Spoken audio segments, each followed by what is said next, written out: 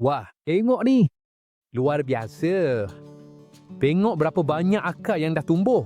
Hari ni saya nak tunjuk macam mana nak klon pokok limau, avokado, apple dan banyak lagi pokok buah-buahan lain. Hanya guna botol plastik, perlite dan satu sistem yang hampir-hampir siram sendiri. Yang paling best, ia hampir percuma dan kau boleh buat terus dari rumah sekarang juga. Dan bila kau tengok betapa senangnya cara ni, mesti kau tertanya-tanya, kenapa tak pernah cuba sebelum ni? Jom kita mula sekarang je. Mula-mula sekali, kita ambil satu botol plastik. Saiz botol tak kisah pun. Saya akan guna yang ni, tapi kau boleh guna mana-mana botol pun. Sekarang, kita buat satu lubang kecil di tepi, lebih kurang 2.5 cm dari dasar, lebih kurang 1 inci. Dan ingat, lubang ni adalah salah satu kunci utama untuk keseluruhan sistem ni. Kita akan buat macam ni.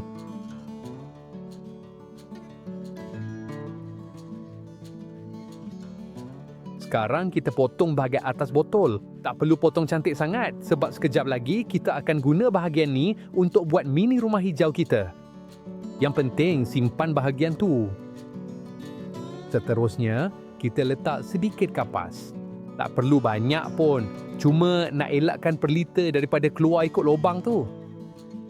Sambil saya isi, saya nak terangkan kenapa saya suka sangat dengan bahan ni. Kebanyakan keratan tumbuhan gagal sebab satu sebab yang sangat mudah, sama ada ia kering atau akhirnya reput. Dan perlita sangat membantu untuk elakkan kedua-dua masalah ni sebab ia kekalkan kelembapan tapi pada masa yang sama benarkan banyak udara lalu. Cuba tengok macam mana hasilnya. Di bahagian bawah nanti kita akan ada takungan air dan betul-betul di atasnya perlita akan bertindak macam jambatan, perlahan-lahan membawa kelembapan naik. Senang cerita, air tu akan naik sendiri melalui kapilari. Maksudnya, kita akan sentiasa ada kelembapan di sekeliling keratan tanpa perlu siram selalu. Sekarang kita pergi kepada watak utama video ni. Kali ni saya akan guna satu keratan pokok limau, satu pokok avokado dan satu pokok apple. Saya pilih 3 jenis ni sebab masing-masing mewakili situasi yang berbeza. Pokok limau biasanya senang hidup. Pokok apple pula dah mula jadi sedikit mencabar. Dan pokok avokado pula antara pokok buah yang ramai orang anggap susah nak hidupkan. Sebab tu saya suka tunjukkan ketiga-tiga sekali. Langkah pertama, kita kena buat potongan yang bersih. Tak perlu buat apa-apa pelik pun. Potongan yang bersih dan alat yang betul-betul tajam selalunya lagi penting daripada banyak helah yang kita tengok kat internet. Lepas tu kita akan buang daun-daun di bahagian bawah. Ingat, masa ni akar belum tumbuh lagi dan kita tak nak pokok hilang air lebih daripada yang perlu dalam beberapa hari pertama ni. Sekarang kita akan sediakan bahagian bawah keratan. Saya akan sapu sikit aloe vera terus pada bahagian potongan tu. Aloe vera mengandungi sebatian semula jadi yang membantu bahagian ini kekal lembap dan juga membekalkan bahan-bahan yang boleh jadi berguna semasa fasa awal pertubuhan akar. Lepas kita sapu aloe vera tadi, kita akan tambah sedikit serbuk kayu manis pada bahagian potongan tu. Cara ni akan beri perlindungan tambahan terhadap kulat, sesuatu yang sangat penting bila kita bekerja dalam persekitaran yang lembap macam yang kita nak buat hari ni. Lepas dah siap semua tu, sekarang masa untuk melembapkan sistem ni. Untuk itu, kita akan siram perlite dan isi takungan bawah yang kita buat dalam botol tadi.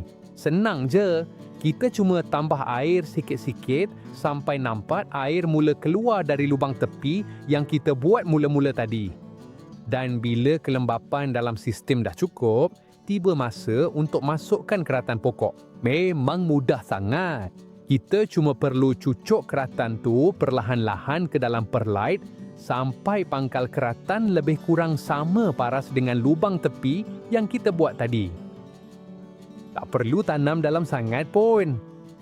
Yang penting, keratan tu kena pegang elok-elok dan cukup bersentuhan dengan perlite supaya boleh serap semua kelembapan yang naik melalui kapilari. Kau ingat tak bahagian atas botol yang kita potong tadi dan kita cakap nak guna untuk buat mini rumah hijau tu? Okey, sebelum kita tutup, ada satu langkah penting yang kita kena buat dulu. kita akan sediakan racun kulat semula jadi yang sangat mudah nak buat, mesra alam, murah dan sangat berkesan untuk bantu kita cegah pertumbuhan kulat masa minggu-minggu awal. Sebab waktu itulah paling kritikal sepanjang proses ni. Untuk sediakan racun kulat ni, kita akan guna 1 liter air atau lebih kurang suku galen bersama sedikit serbuk kayu manis. Kita masukkan kayu manis ke dalam air dan kacau campuran tu sampai sebati. Lepas tu, kita akan tapis campuran ni guna penapis kopi atau sekadar sehelai kain nipis. Langkah ni penting sebab nanti kita akan masukkan campuran ni ke dalam penyembuh dan kita tak nak ada sisa kayu manis yang boleh menyumbatkan muncung penyembuh tu. Lepas dah tapis, kita masukkan ke dalam penyembur dan semburkan secara ringan pada keratan pokok serta bahagian dalam botol. Tak perlu basahkan semuanya. Kita cuma nak buat 1 lapisan perlindungan yang boleh bantu kurangkan sebanyak mungkin pertumbuhan kulat semasa proses pengakaran.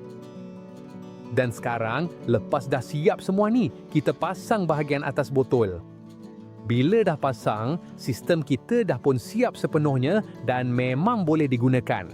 Sekarang kita cuma perlu letakkan di tempat yang sesuai supaya keratan pokok dapat keadaan terbaik untuk beberapa minggu akan datang. Yang terbaik ialah letak di kawasan yang dapat banyak cahaya, tapi pastikan cahaya tu tak kena terus. Kita tak nak cahaya matahari terus sebab bahagian dalam botol boleh jadi terlalu panas dan akhirnya boleh ganggu proses pengakaran.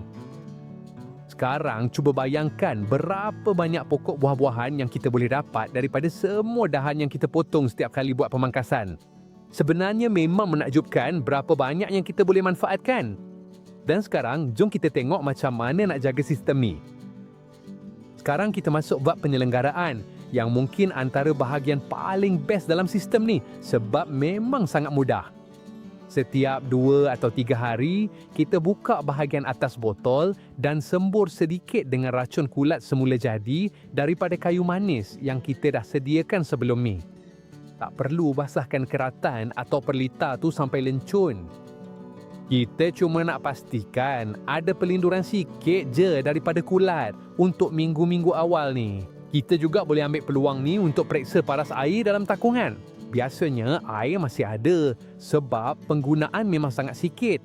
Tapi kalau kita perasan air dah habis, kita cuma tambah sikit lagi sampai nampak air keluar balik dari lubang tepi yang kita buat mula-mula tadi.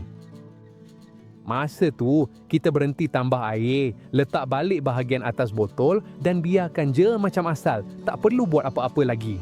Sebenarnya, sistem ni tak perlukan penjagaan yang rumit pun. Paling penting, pastikan kelembapan cukup, elakkan cahaya matahari terus dan yang paling utama, kena sabar.